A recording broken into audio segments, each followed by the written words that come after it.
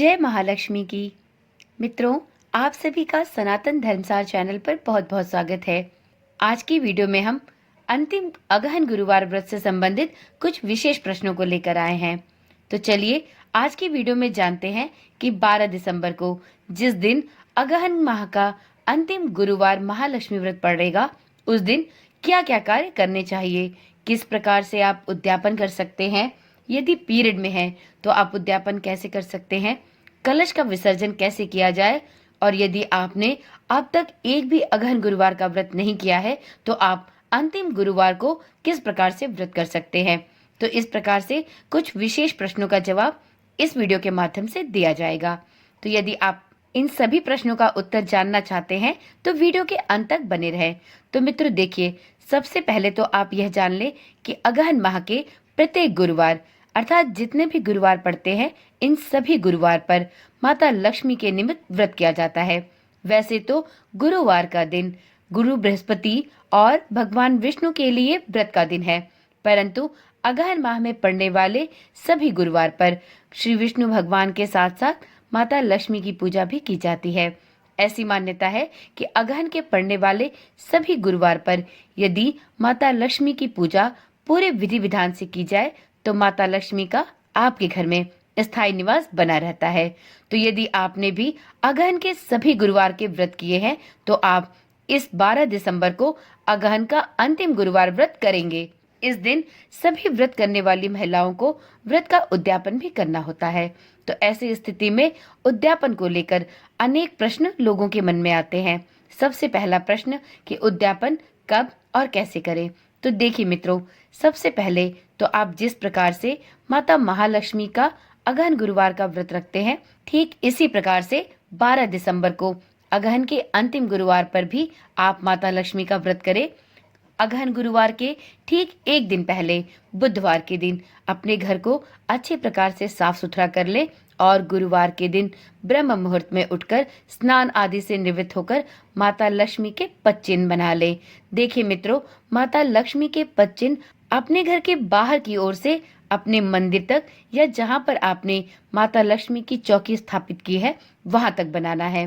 तो इस प्रकार से आप माता लक्ष्मी के पद चिन्ह बना ले और उसके बाद श्री कलश की स्थापना भी जरूर करें। माता लक्ष्मी की पूजा में श्री कलश की स्थापना करना सबसे अनिवार्य विधि बताई गई है। तो इसलिए आप चौकी पर माता लक्ष्मी की प्रतिमा स्थापित करें, और यदि आपके पास माता लक्ष्मी की प्रतिमा नहीं है तो आप इसके स्थान पर श्री कलश की स्थापना कर सकते हैं। इसके लिए आप अष्टदल कमल बनाकर उसके ऊपर एक मिट्टी अथवा धातु के जल का कलश रखें और उसके ऊपर एक जल का नारियल रखें। नारियल को आप ठीक उसी प्रकार से श्राद्ध श्रृंगार करें जैसे माता लक्ष्मी का करना है। आप उसे कुमकुम या सिंदूर से टीका करें, आप उस पर चुनरी उड़ाएं और माता लक्ष्मी का उस नारियल में आवाहन करके माता लक्ष्मी की संपूर्ण विधि विधान के साथ पूजा करें।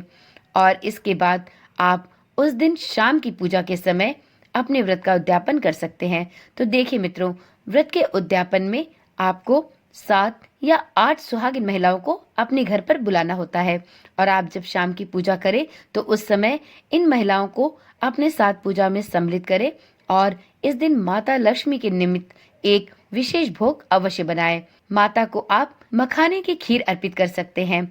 माता को दूध से बनी हुई चीजें या मीठी सफेद भोग की वस्तुएं बहुत प्रिय है, तो आप इसके अनुसार माता के लिए खीर का नैवेद्य अवश्य बनाएं और पूजा के उपरांत सभी सुहागिन महिलाओं को प्रसाद के रूप में इस खीर का वितरण करें। यदि आपको सुहागिन महिलाएं उपलब्ध नहीं हो पा रही हैं तो आपके घर में जितनी भी सुहागिन महिलाएं हैं आप उनके माध्यम से भी इस व्रत का उद्यापन कर सकती हैं। आप चाहें तो कुंवारी कन्याओं को भी इस व्रत के उद्यापन में बिठा सकती हैं। देखिए मित्रों, यदि आप माता लक्ष्मी के इस व्रत का उद्यापन कर रही हैं तो आपको उद्यापन में सम्मिलित सभी महिलाओं या कुंवारी कन्याओं को सुहाग या जो भी सामान आप दे रहे हैं, दान दक्षिणा कर रहे हैं, वह एक बराबर मात्रा में देनी होती है। तो आप सबसे पहले उन सभी महिलाओं को पूजा में सम्मिलित करें और इसके बाद आप उन्हें खीर का भोग जो आपने माता के लिए चढ़ाया था उसे प्रसाद के रूप में वितरित करें। इसके पश्चात आप सभी सुहागिन महिलाओं को सुहाग की सामग्री दे सकते हैं। आपके सामर्थ्य में जो भी चीजें बन पड़े आप उसे इन सुहागिन महिलाओं में वितरित करें। और यदि आपने कुंवारी कन्याओं को अपने घर पे बुलाया है तो आप जिस प्रकार से नवरात्रि में कुंवारी कन्याओं को उपहार देती हैं, ठीक उसी प्रकार से आप उनके जरूरत की सामग्री उन लड़कियों में बांट सकती हैं। इन सभी सामग्रियों या उपहार के साथ साथ आप दक्षिणा भी अवश्य दें। तो इस प्रकार से आप अगहन माह के अंतिम गुरुवार अर्थात 12 दिसंबर के दिन पूरे दिन का व्रत रखें और शाम को माता लक्ष्मी की संपूर्ण विधि विधान के साथ पूजा करें। कुंवारी या सुहागिन महिलाओं को बुलाकर अपने घर में पूजा के बाद उनको भली प्रकार से दान दक्षिणा और प्रसाद देकर अपने व्रत का उद्यापन करें। मित्रों, इस बात का ध्यान रखें कि आप जिस दिन अगहन का अंतिम गुरुवार हो अर्थात कल 12 दिसंबर के दिन अपने व्रत का जब उद्यापन करें तो भूले से भी आप इस दिन अन्न को ग्रहण ना करें। यदि आप अगहन गुरुवार के अंतिम दिन व्रत का उद्यापन करते समय भोजन ग्रहण कर लेती हैं या किसी भी प्रकार का अन्न ग्रहण कर लेती हैं तो वह दिन आपका खंडित हो जाता है। तो इसलिए भूले से भी ऐसी गलती ना करें। आप इस दिन भी अन्न को ना ग्रहण करें और उद्यापन के बाद अगले दिन अर्थात शुक्रवार के दिन सुबह उठकर नहा धोकर 8 बजे के भीतर ही माता लक्ष्मी की और नित्य दैनिक पूजा जिस तरह से करती हैं उन सभी पूजा को करने के बाद अपने व्रत का पारण करें और तब जाकर आपकी अगहन गुरुवार की पूजा पूर्ण रूप से संपूर्ण होगी। तो आप इस बात का भी ध्यान रखें। अब कुछ लोगों का प्रश्न होता है कि यदि पीरियड में है तो उद्यापन कैसे कर सकते हैं। तो देखिए, यदि आप पीरियड में हैं तो आप इस दिन मानसिक पूजा कर सकते हैं।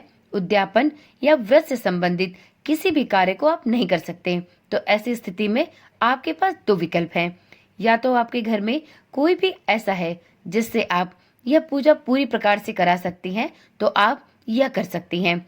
तो आप अपने घर के किसी भी सदस्य के माध्यम से इस पूजा को ठीक उसी प्रकार से संपन्न कराएं और व्रत का उद्यापन भी बताए नियम के अनुसार करें जैसा आप कर सकती थी।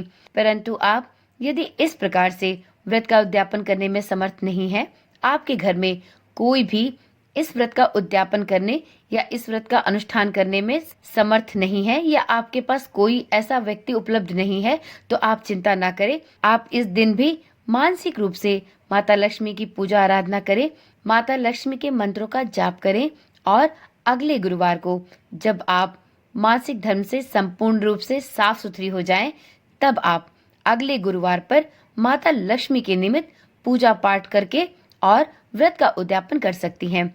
आप अगले गुरुवार पर या जब भी आप साफ हो उसके बाद जो भी गुरुवार पड़े, आप उस गुरुवार पर माता लक्ष्मी की विधि विधान से पूजा करें और अपने घर में 7 या 8 कुंवारी कन्याओं या सुहागिन महिलाओं को बुलाकर माता लक्ष्मी को खीर का भोग चढ़ाकर और यथाविधि अपने व्रत का उद्यापन कर सकती हैं। तो इस प्रकार से भी आप अपने व्रत का उद्यापन कर सकती हैं। तो आप देख लें, आपको इन दो विकल्पों में से जो भी विकल्प आसानी से हो सके आप उस विकल्प के माध्यम से पीरियड में होकर भी व्रत का उद्यापन आराम से कर सकती हैं। अगला प्रश्न है कि कलश का विसर्जन कैसे करें।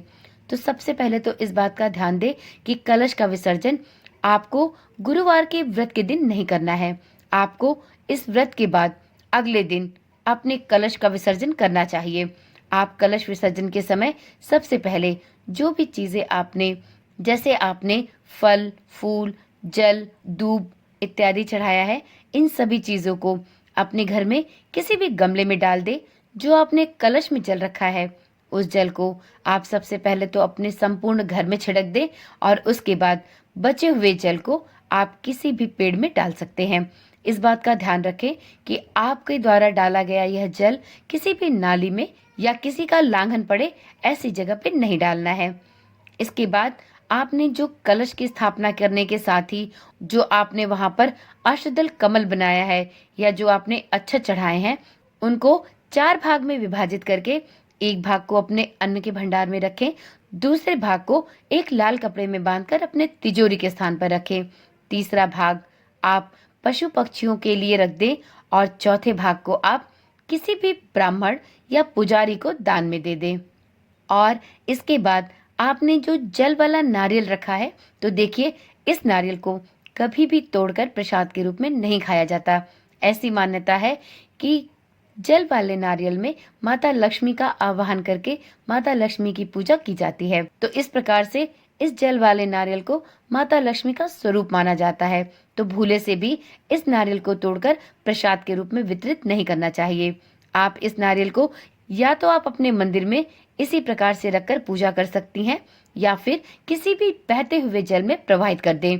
इन दोनों ही विकल्पों में से आपके लिए जो सुविधा अनुसार ठीक हो आप वही विकल्प अपना लें, परंतु भूलकर भी इसे प्रसाद के रूप में किसी को भी वितरित ना करें। आपने अपने चौकी के स्थान पर यदि माता की मूर्ति या प्रतिमा स्थापित की है, तो यदि आपने प्रतिमा स्थापित की है तो आप उसको यथावत अपने मंदिर में स्थापित कर दें, और यदि आपने मिट्टी की प्रतिमा स्थापित की है तो आप उस विग्रह को भी बहते जल में प्रवाहित कर दें। तो इस प्रकार से आप कलश विसर्जन की संपूर्ण प्रक्रिया कर सकती हैं। मित्रों, बहुत लोगों का प्रश्न होता है कि हमने जो कलश में सिक्का, हल्दी की गांठ, अक्षत और दूर्वा ये सब डाले हैं उसका क्या करें। तो मित्रों, आपके पास जो सिक्का है जो आपने कलश में डाला है उसको तो आप अपने तिजोरी या पूजा के स्थान पर रख सकते हैं, और बाकी की चीजें आप किसी भी गमले में डाल सकते हैं। तो इस प्रकार से आप कलश का विसर्जन कर सकते हैं। आपने जो चौकी पर वस्त्र बिछाया है उसे भी आप अपने मंदिर में दोबारा प्रयोग करने के लिए रख सकते हैं। देखिए, एक प्रश्न लोगों का और भी आता है कि यदि हमने अगहन गुरुवार का कोई भी व्रत नहीं किया है और हम महालक्ष्मी का अगहन गुरुवार का व्रत करने की इच्छा रखते थे तो क्या करें। तो देखिए, या तो आप अब अगले वर्ष से अगहन गुरुवार का व्रत याद करके अच्छे से शुरू करें, और या फिर आपने एकाक अगहन का गुरुवार व्रत किया हो और बीच में किसी भी कारणवश आपके अगहन गुरुवार के व्रत छूट गए हों, तो आप ऐसी स्थिति में अंतिम अगहन गुरुवार का व्रत 12 दिसंबर को कर सकती हैं। ऐसी स्थिति में आपको जो भी आपके गुरुवार के व्रत छूटे हैं उन गुरुवार के व्रत के अनुसार आपको नैवेद्य में या पूजा में उतनी ही चीजें चढ़ानी पड़ेंगी। जैसे मान लीजिए इस बार अगहन गुरुवार के 4 व्रत पड़े थे और आपने पहला किया है या दूसरा किया है और आपके 2 व्रत छूटे हैं, तो आप इस बार जब 12 दिसंबर को अगहन का अंतिम गुरुवार का व्रत रखें तो आप इस बार सब वस्तुएं 3-3 की संख्या में अर्पित करें। इस प्रकार से भी आपके छूटे हुए गुरुवार के व्रत का पुण्य आपको प्राप्त होगा। आप इस दशा में एक और कार्य कर सकती हैं।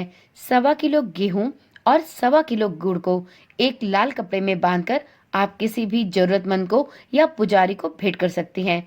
आपके जितने व्रत छूटे हों आप उतनी ही पोटलियां बनाकर इन्हें मंदिर में या फिर किसी भी पुजारी को दे सकते हैं। आप चाहें तो विष्णु और लक्ष्मी माँ के मंदिर में भी इस दान को दे सकती हैं। तो इस प्रकार से भी आपके जो भी छूटे हुए अगहन गुरुवार के व्रत हैं वो व्रत आपके संपूर्ण माने जाएंगे, और इन व्रतों को करने में जितना फल आपको प्राप्त होता उतना ही पुण्य फल माता लक्ष्मी आपको अवश्य प्रदान करेंगी। तो इस प्रकार से यह कुछ विशेष नियम थे जिनका पालन अगहन गुरुवार का व्रत करते समय करना चाहिए। यदि आपके मन में अगहन गुरुवार व्रत से संबंधित या माता लक्ष्मी के व्रत से संबंधित किसी भी प्रकार का प्रश्न है तो आप कमेंट के माध्यम से पूछ ले, आपको इसका जवाब जरूर दिया जाएगा। तो चलिए मित्रों, कल आपके अगहन के अंतिम गुरुवार का व्रत अच्छी प्रकार से संपूर्ण हो। माता लक्ष्मी की कृपा आप पर और आपके समस्त परिवार पर बनी रहे। माता लक्ष्मी आपके घर में स्थायी निवास करें। इसी मनोकामना के साथ इस वीडियो को यहीं पर समाप्त करती हूँ। यदि इस चैनल पर डाली जाने वाली वीडियोस देखने में आपकी रुचि है तो कृपया करके आप इस चैनल को अभी ही सब्सक्राइब कर लें, जिससे इस चैनल पर डाली जाने वाली सभी वीडियोस की सूचना आपके पास सबसे पहले पहुंचती रहे। तो चलिए फिर मिलते हैं एक ऐसी ही रोचक और जानकारी वाली वीडियो के साथ। तब तक के लिए ओम नमः शिवाय, जय श्री कृष्णा, राधे राधे।